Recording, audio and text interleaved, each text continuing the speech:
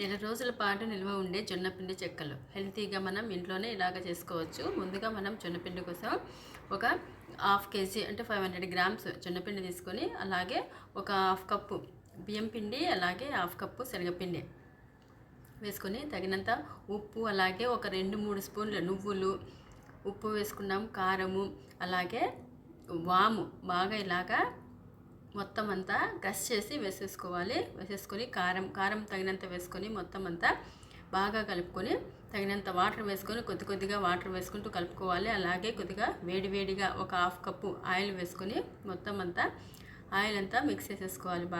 Oil బాగా mix చేసేసుకున్న తర్వాత తగినంత వాటర్ వేసుకొని కొద్ది కొద్దిగా వేసుకుంటూ బాగా కలుపుకోవాలి. నేను చల్లనీళ్ళే వేసుకుంటున్నాను. మీరు కావాలంటే వేడి నీళ్ళు వేసుకుంటే చెక్కలు విరుక్కుండా వస్తాయి. నేను అలా కాకుండా చల్లనీళ్ళే వేసుకుంటున్నాను. నేను చిన్న చిన్న ముక్కల్లాగా చేయలాగా, మురుకుల్లాగా అయ్యేలాగా చేసుకుంటున్నాను. ఇలాగా కొద్ది కొద్దిగా వేసుకొని మొత్తం అంతా బాగా కలుపుకోవాలి. ఇందులోకి నేను ఎటువంటి కలరు యాడ్ చేయట్లేదు. కావాలంటే కలర్ వేసుకోవచ్చు, కలర్ఫుల్గా రావాలనుకుంటే. ఇలాగ వేసుకొని మొత్తం చూడండి, ఇలాగ కలిపేసుకున్నాను. మొత్తం కలిపేసుకొని మనం ఇప్పుడు చెక్కలాలు ఒత్తుకుంటాం కదా, ఒత్తుకునే వాటితో ఇలాగ మొత్తం అంతా ఒత్తేసుకోవడమే.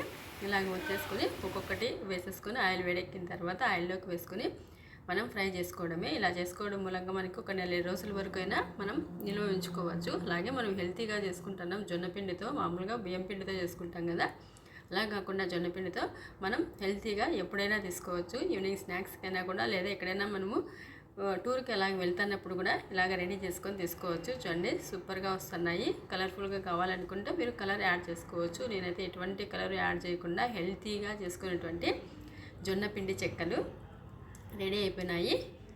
మొత్తం అన్నీ ఇలాగ కాల్చుకోవడమే. ఇలాగ మొత్తం అంతా డీప్ ఫ్రై చేసేసుకోవడమే. నా వీడియో నచ్చితే లైక్ చేయండి, షేర్ చేసి సబ్స్క్రైబ్ చేసుకోండి.